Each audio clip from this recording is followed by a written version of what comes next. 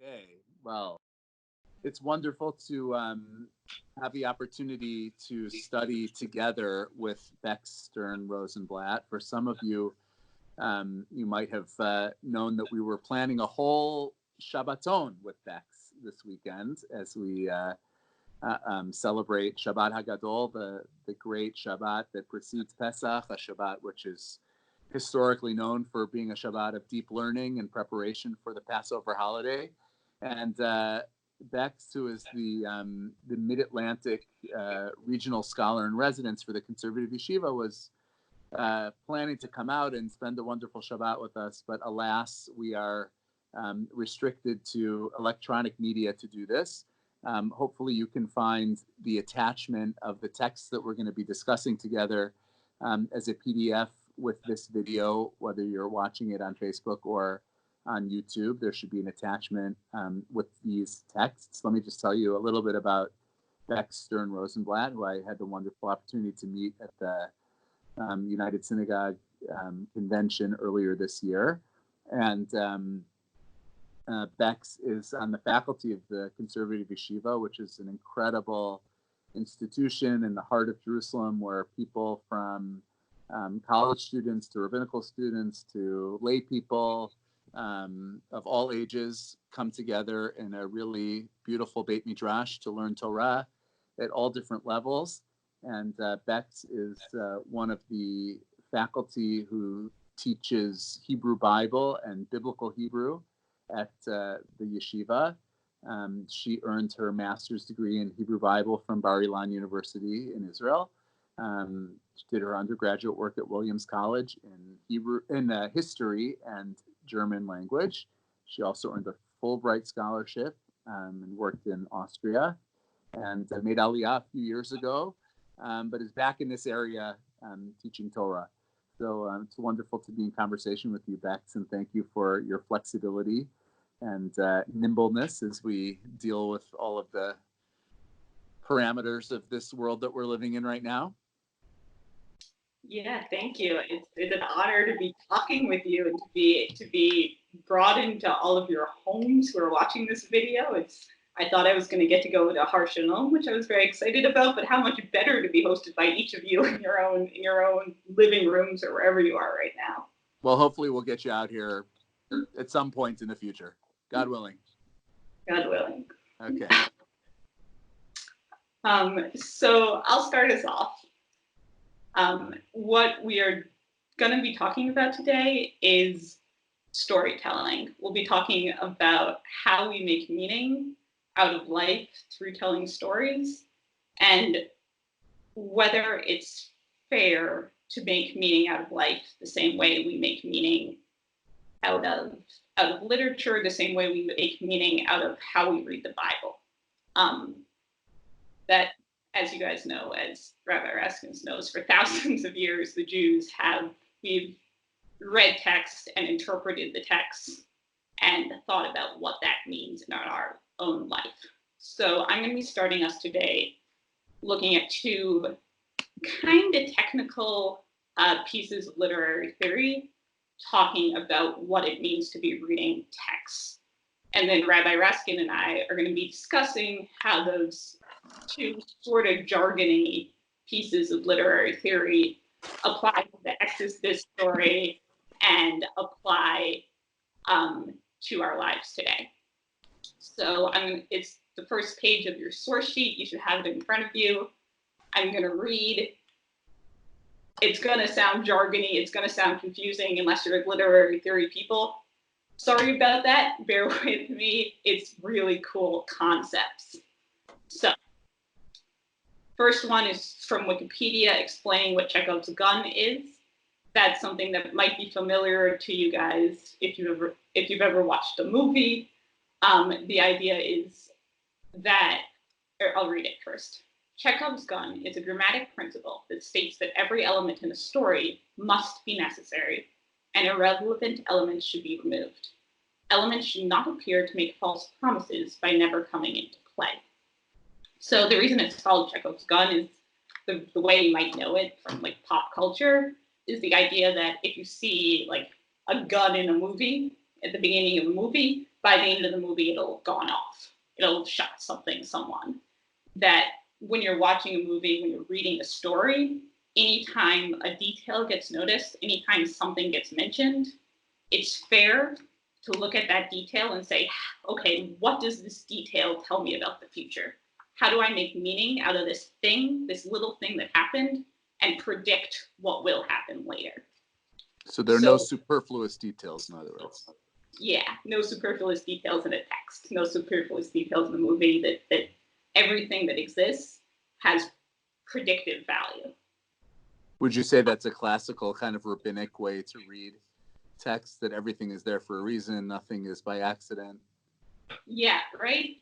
That it's very much, it sounds very Jewish. It's that when you're reading a text, it's okay to spend a page looking at this word and the fact that it has an aleph in it when it shouldn't, because will of God is telling you something there. Right. Okay. So I'm going to read the second, even more jargony quote here. It's by Peter Rabinowitz from his wonderful book Before Reading. It's saying something similar, but in slightly more complicated language, and then we'll discuss. Events have a predictive value in fiction that they do not have in life.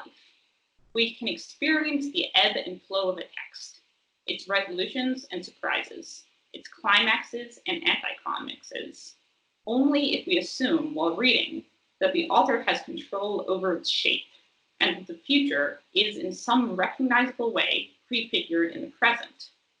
For instance, if a seemingly trivial fact is given notice in a text, if that value does not have any apparent value for signification, for instance, as a character revelation, and if there's configuration in which that fact would have predictive value, then we should presume that the configuration holds, feeling the joy of confirmation when it does, the joy of frustration when it does not. If I mention to my wife in real life that our daughter is especially trusting and unsuspicious of strangers, my remark has no particular predictive value except to the superstitious. Indeed, superstition can perhaps be defined as the application of literary rules of configuration to reality. But the expression of the same sentiment sets up a different pattern of expectations in a novel. Right. So, jargony, but like you get what it's saying. It's saying that rabbinic concept, right? That anytime there's a detail in the text, you can assume it has meaning. And what Rabinowitz is saying here is that when you're reading literary text, the reason it has meaning is because the authors put it there. The authors put it there knowing you're going to read it in a particular way, and knowing that you should notice this little clue and say, okay, well, this means that this will happen, and then be expecting it to happen or disappointed when it doesn't happen. When we think about how that applies to the Bible or to Judaism, it gets a little more complicated. Do you have thoughts on that? So are you suggesting that the second text amplifies the first, or that it's actually saying something different? It amplifies the first. It's taking that first idea and fleshing it out a little bit.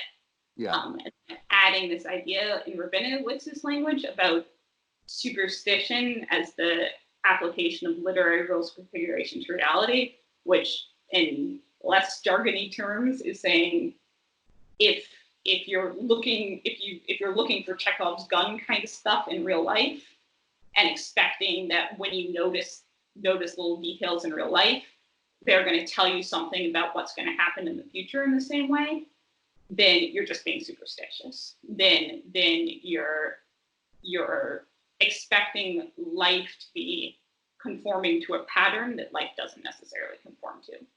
Great. So I'm very interested to see how you apply this to the Exodus story and how we read it collectively.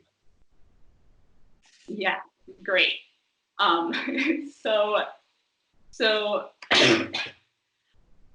just before we get to the Exodus story, I want to say just a couple of sentences Sure. about how we think about this when we're reading the Bible, particularly when we think about authorship of the Bible. Mm-hmm. That Rabinowitz here is saying the reason you can read a text like this is because the author is trying to communicate something to you through details. And so, in fact, the correct way to read a text is by noticing the things that the author is communicating to you. When we think about the Bible as a text, then if we follow the traditional interpretation about thinking of God as the author, it gets a little complicated, right? So then Moses wrote it, God is author. If we follow that, then God is communicating to us in the text, right? The reason that we can read into the random olives and random words, the reason that it's fair for the rabbis to be nitpicking their way through these texts and describing meaning to things is because God put it there, because God is the author of the Bible as a text. And then when we apply that to what the rabbis do later and to our lives today, and we think about if we're buying into a system where God is the author of the world, God is the author of us as a text, it gets a little complicated. You start asking questions about, like, okay, so all of the mitzvot we keep, all of the things we pull out of the Bible as ways that we should live life, is in some ways reading our life like literary creation, is reading our life like if we take notice of these small predictive things, then they'll act in particular ways in the future going forth. That makes sense? So does the authorship question actually matter? I mean, does it matter whether God is the author or it's the Midrash on Revelation, as Heschel would say? Or, I mean, how much does that detail matter in terms of what sense we make out of the final product? Right. Interesting question. So the way Rabinowitz is reading it, it feels like so long as there's an author, this is the way that literary texts work. That this is the way we ought to read texts. Doesn't matter if it's God, doesn't matter if it's the collective consciousness of the Jewish people, doesn't matter if it's JP and his other Right. better named friends. When I think the reason it does start to matter whether we're ascribing it to God or not, though, is when we're thinking of it not just as the Bible, but as a guideline for how we live life. When we say, okay, on what basis are we practicing Judaism? On what basis are we keeping mitzvot? Because then if we're expanding from the fact that God wrote the Torah to and therefore and we can read that with reading details to discover meaning, then it's perhaps fair to say, well, God created the world and God has a plan, and we can read details in our own lives to create some sort of meaning from that. Again, I wonder if it matters that the collective tradition that we have inherited doesn't kind of lead to the same conclusion, right? In other words, to me, I feel the sense of obligation and the sense of authority, whether I ascribe it to God's authorship or the collective preserved sacred story that the Jewish people have told over the generations. You know what I'm saying? That's very powerful to me. Yeah, I hear that, and that resonates. I think there's some. So if you were to like put that back into like Rabinowitz's terms about meaning creation, how would that work? I'm not sure. This is my first exposure to Rabinowitz. Fair enough. I dropped that on you. Yeah, you sure did. I'm not sure. I have to think about that. Anyway, continue. Yeah. I'll continue to stew on that. I think it's a really interesting question.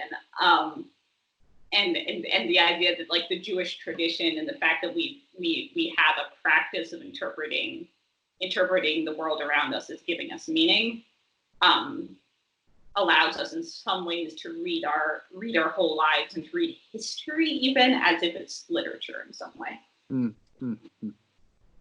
Okay, so let's start thinking about all of that, I don't know, amorphous literary stuff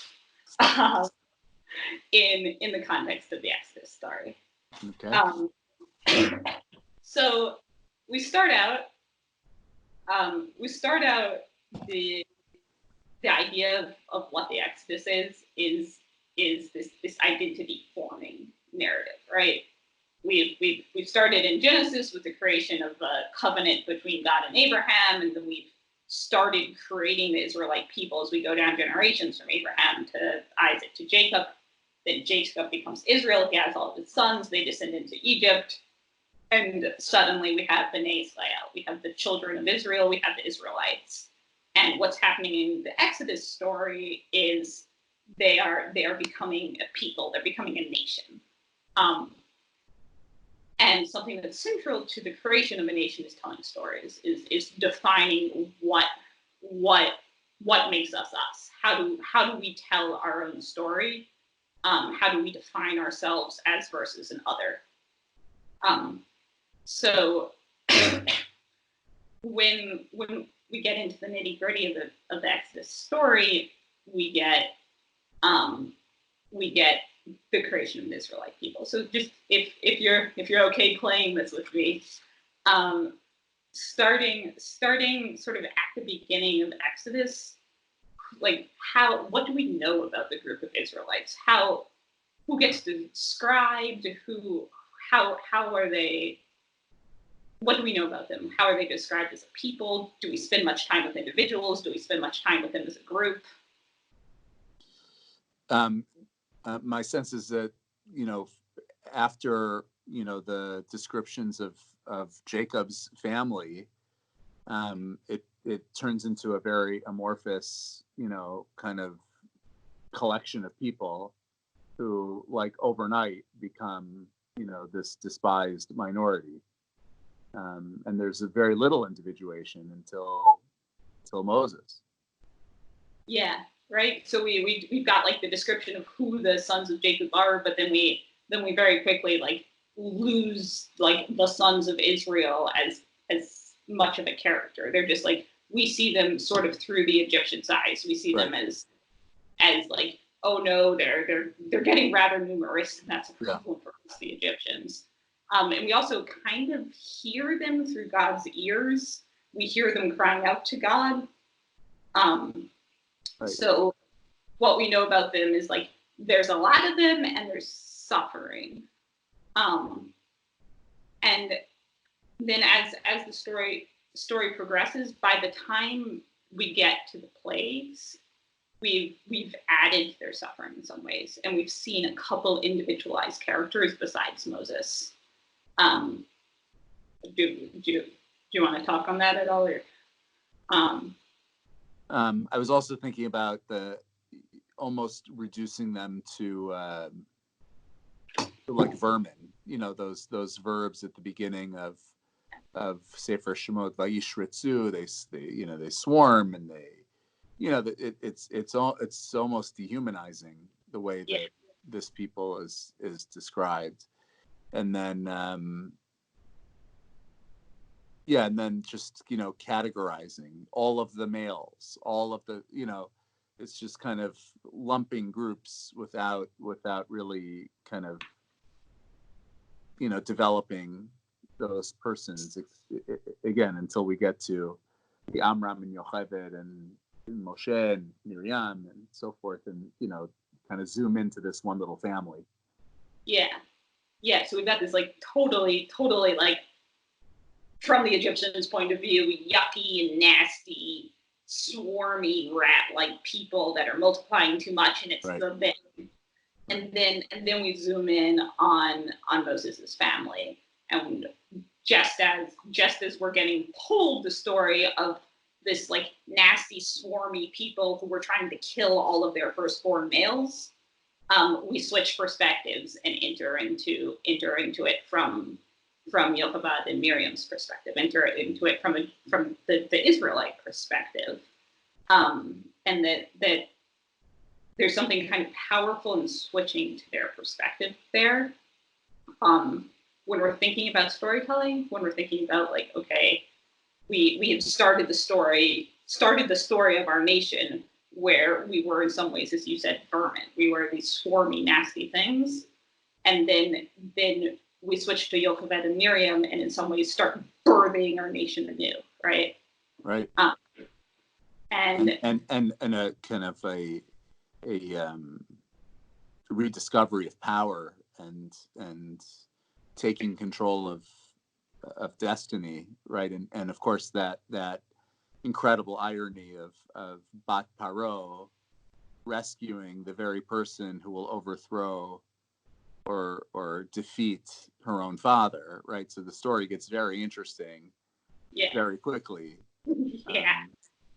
Go ahead. So we sort of zoom in, as you're saying, on Moses' family. We zoom in on these two women, on Miriam and Yocheved, who are, in spite of the fact that in many ways, like, they are experiencing the greatest trauma that could possibly be experienced. They are experiencing the attempted killing of all the firstborns. We don't look at the deaths of the firstborns. We don't look at the deaths of the firstborns of the other Israelites.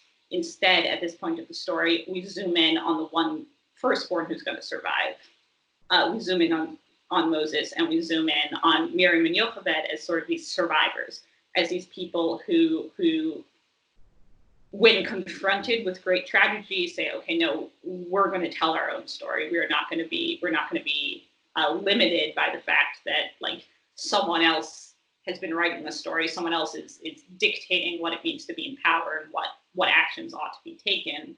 Instead, we are going to defy that and change the narrative.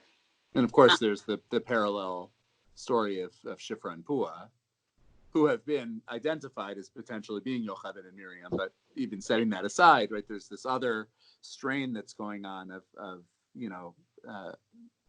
defiance and civil disobedience, and kind of inserting a different direction into the genocidal plans of Pharaoh. Yeah.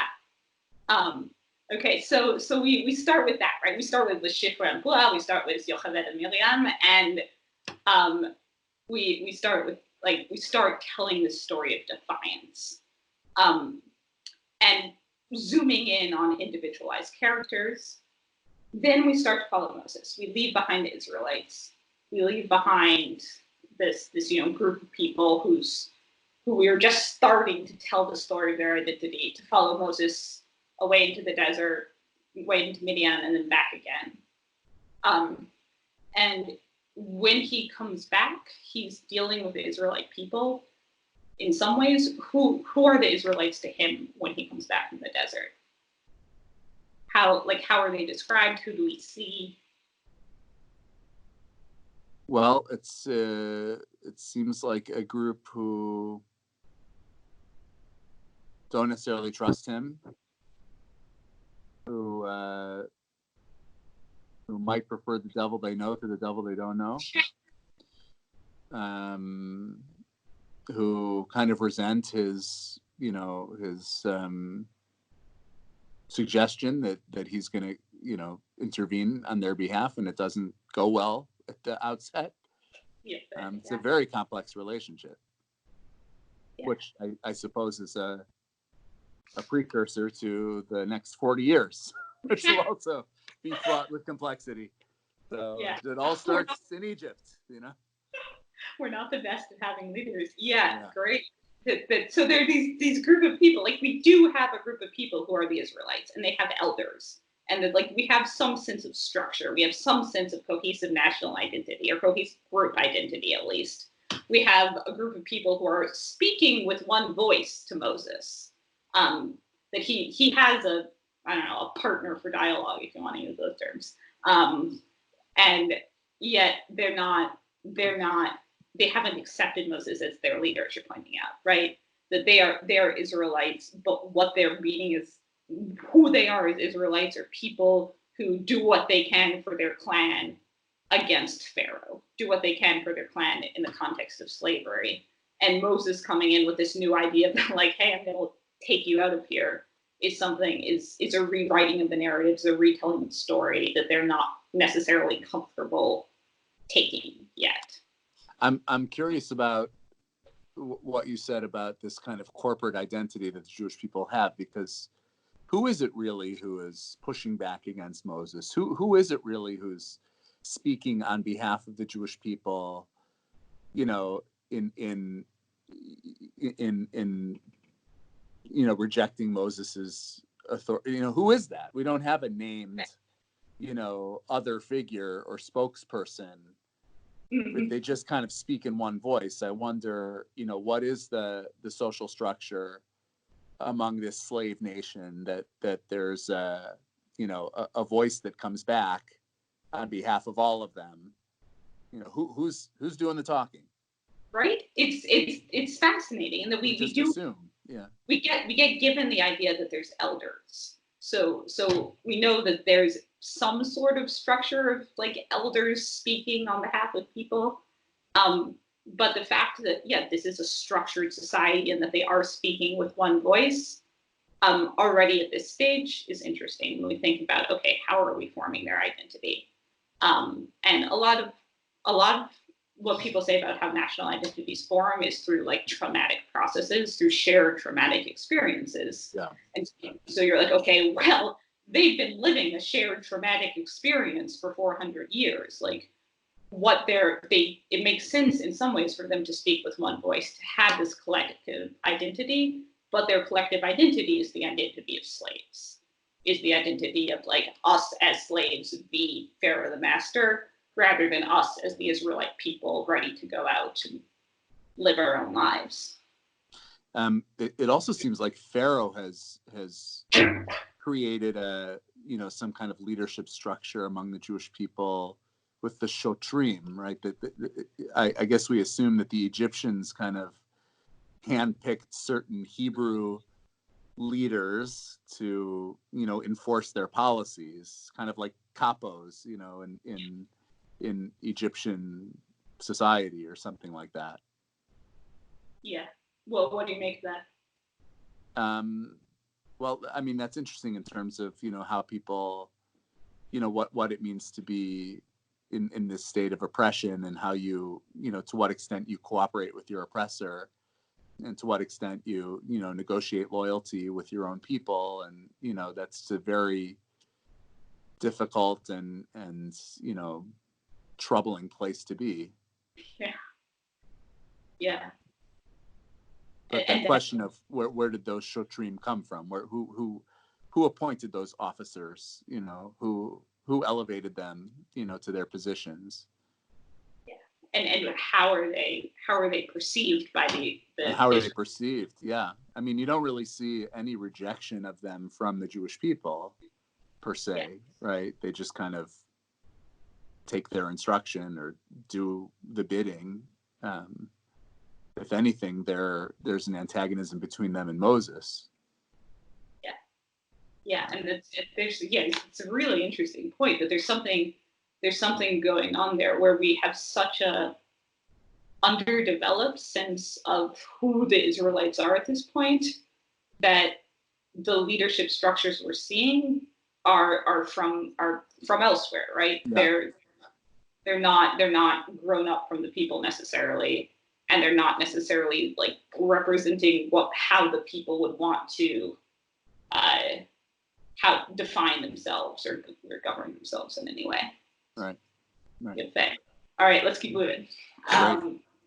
So we've created this idea of who the Israeli people are or aren't at this stage, how they're thinking, what's happened to them. They're this oppressed, traumatized people, and they have some sort of collective slave identity through the oppression they've experienced. Moses comes and is like, hey, we're going to get out of here. And then they start experiencing the plagues. once the plagues strike, it's not until the fourth plague that we get explicitly told that it's not also occurring to the Israelite people, right? So these are people who've been slaves all their lives, who've been slaves many generations past, and now they watch the Nile turn to blood.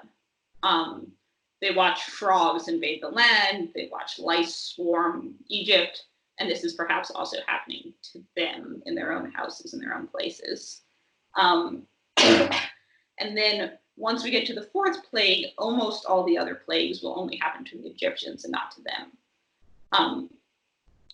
But we still have this sense of like you have experienced greater, like you have been slaves all your lives, and now you are witnessing like this miracle. You're witnessing, and you're also suffering from a miracle. The interesting thing in the text is we get almost nothing of the Israelites' perspective in any of this. We don't have the Israelites commenting on the plagues. We don't have them looking at the plagues. We don't have what it means for Israelites to be covered in lice. Rather, we get, for the most part, Pharaoh and the Egyptians' response. And that in many ways, the plagues are directed towards Pharaoh and the Egyptians in order that Pharaoh know that God is God. And then to the extent that they're directed towards the Israelites, it's so that they know that God can save them, that God took them out of here, right? So yet it's interesting to think about what it means to be an Israelite person, what it means to be the Israelite people going through all of these plagues, watching this happen. A perspective we don't really get in the Torah. And that's where I want to take us today with right between the 9th plague and the 10th plague, right before the 10th plague, the death of the firstborn. The Israelites get given instructions on putting blood on their lintel posts, what to do to protect themselves so that the death of the firstborn doesn't occur also to them. In the middle of being told these instructions, we shift gears and they get told how to remember this event, how to memorialize this event. And that's where this all gets tied together, this idea of how we tell stories, what details we choose to notice when we're telling stories. So we're going to shift back to our source sheets just for a second and look at the text. It's just a couple of lines. Rabbi, do you want to read that? Where would you like me to start? Exodus 12, verse 21. So Moses called out to all the elders of Israel and said to them, "Pick out and take a lamb for yourselves, for your families, and slaughter it as a Passover sacrifice. And you shall take..." Go ahead. Keep going. And you shall take a bunch of hyssop and dip it in the blood in the basin and strike it onto the lintel and the 2 doorposts from the blood of the basin. And no one can go out from the entrance of their house until morning, for God is passing by to smite Egypt. And when he sees the blood on the lintel and the 2 doorposts, God will pass over the entrance, and he will not allow the destruction to enter your houses to smite you. And you shall keep this word as a law for yourself and your children forever. And when you come to the land which God is giving to you, as he said, then you shall keep this work. And when your children say to you, "What is this work to you?" you shall say to them, "This is a Passover offering to God, who passed over the houses of the Israelites in Egypt when he smote Egypt. But our houses he saved." And the people bowed down. And the Israelites went and did just as God commanded Moses and Aaron. Thus they did. Great, thank you. I love it when I get to have like professionals like you read these stories. It's wonderful. It's great. So here we've got a very, very clear example of the event actually happening versus the way we're telling the story. the way we're choosing to memorialize it, the way we're choosing to turn the actual event that's happening into a ritual. What do you notice? What stands out? Oh, so much. So much.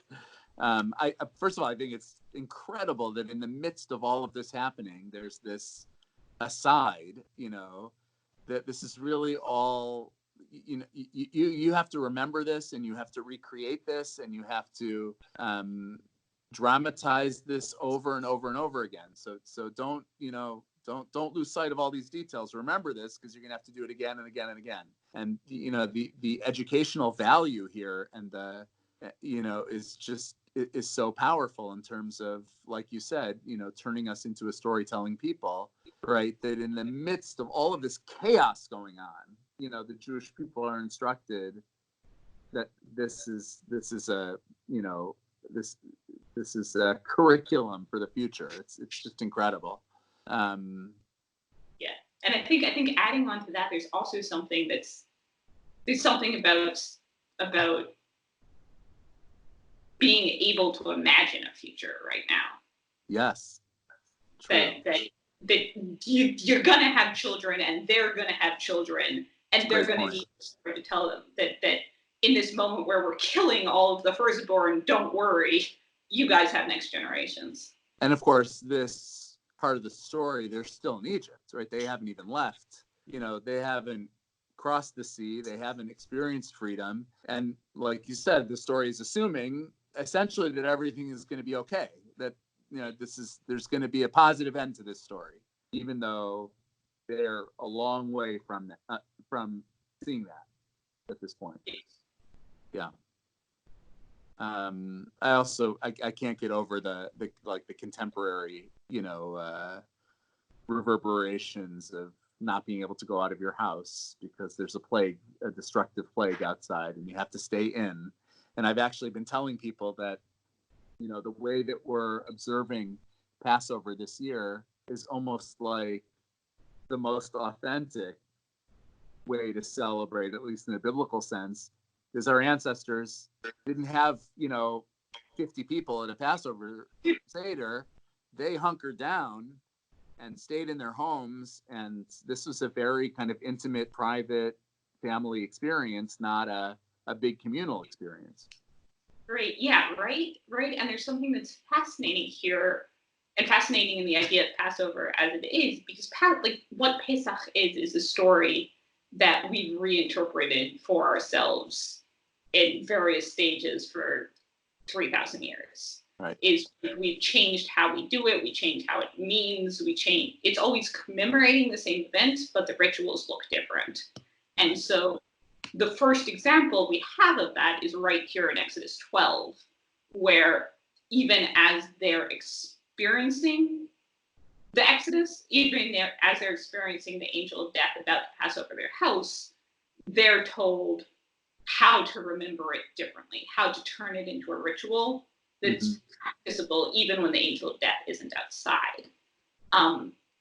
And what they're choosing to notice here is really, it's crazy. I mean, it's the idea that this is the way you're going to commemorate this is by killing a lamb. Is that there's a lot we can make of that. What do you see there? In terms of the sacrifice of a lamb as the commemorative feature. Yeah, we've just experienced 9 plagues. We're about to experience the 10th.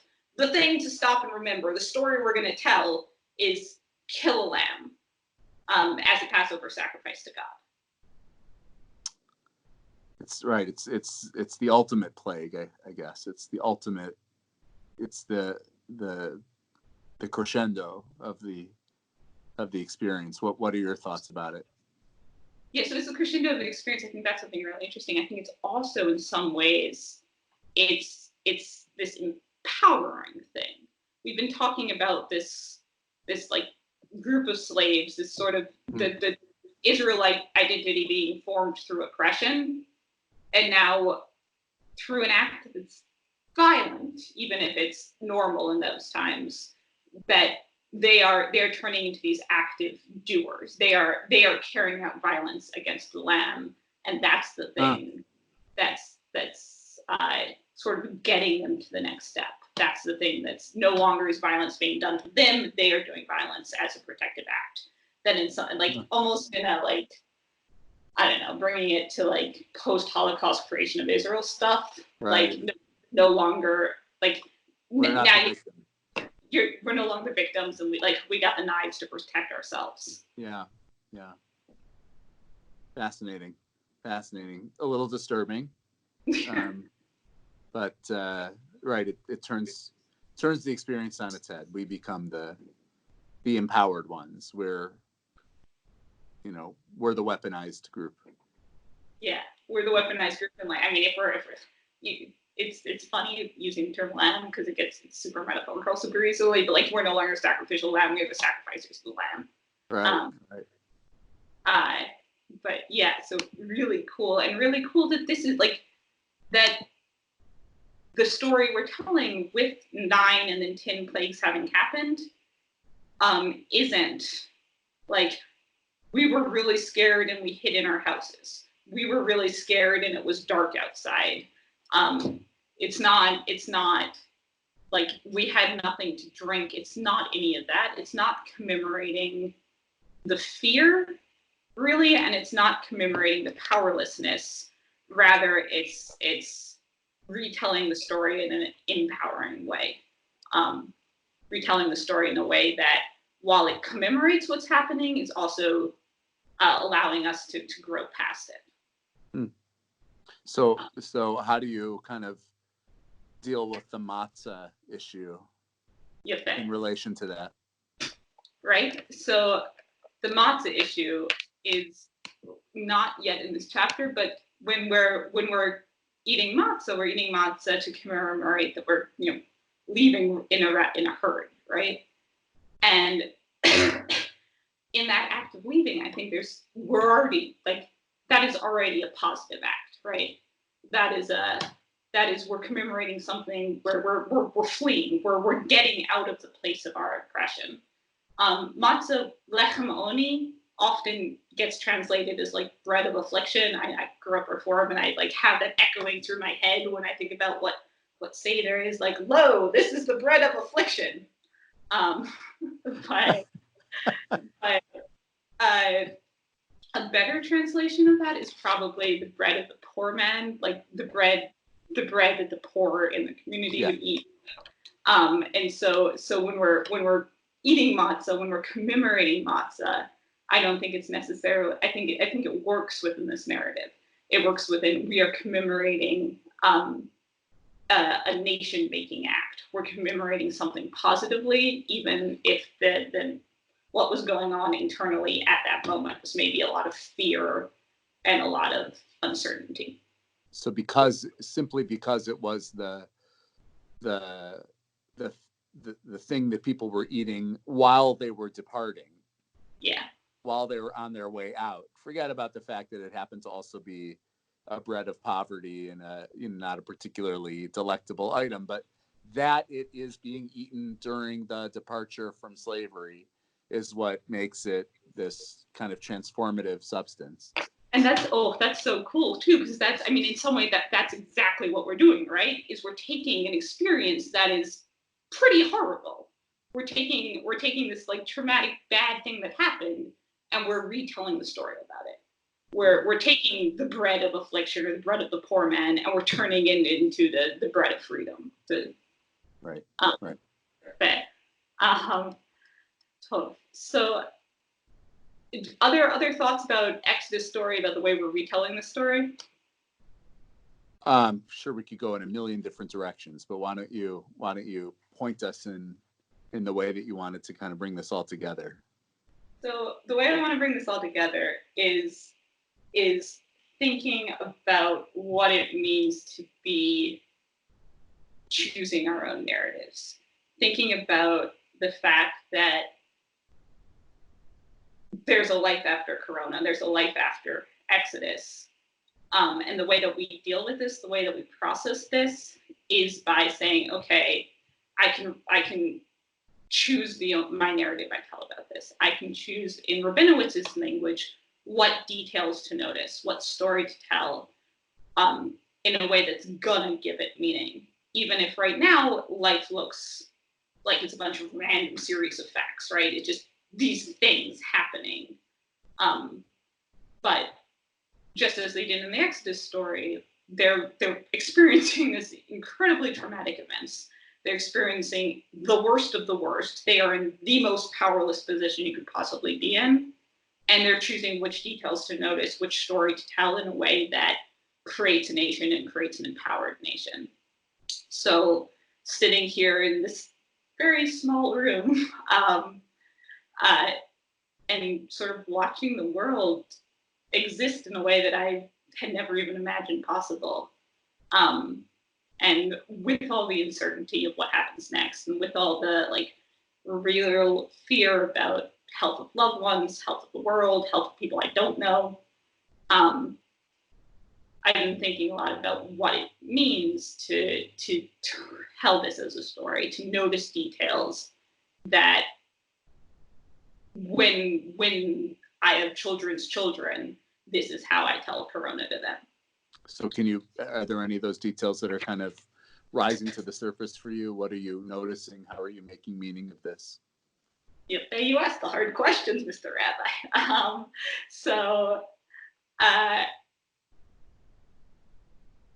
I think one thing I notice is the ritualization, is the things that we're choosing to do, the way that we are taking things that exist in our lives and turning them into things that exist on the internet in our lives. So the way, for me, it's the fact that there's students I've taught all over the world that I've traveled to, and now I am teaching them on the internet all at the same time. And so that looking at Corona and saying, okay, I've turned something that's normal in my life into something that continues to be normal in my life, with new meaning, with a new way of doing it. Do you notice stuff like that? How are you? What are your thoughts? Yeah, I think that's absolutely true.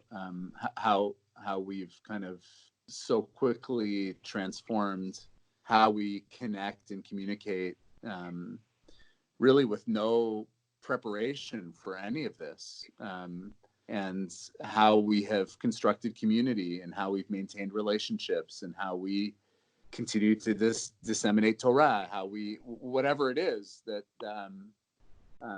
it's an interesting commentary on adaptability and how people have been able to stay in relationship even despite the meitzarim, right? The constrictions of this experience.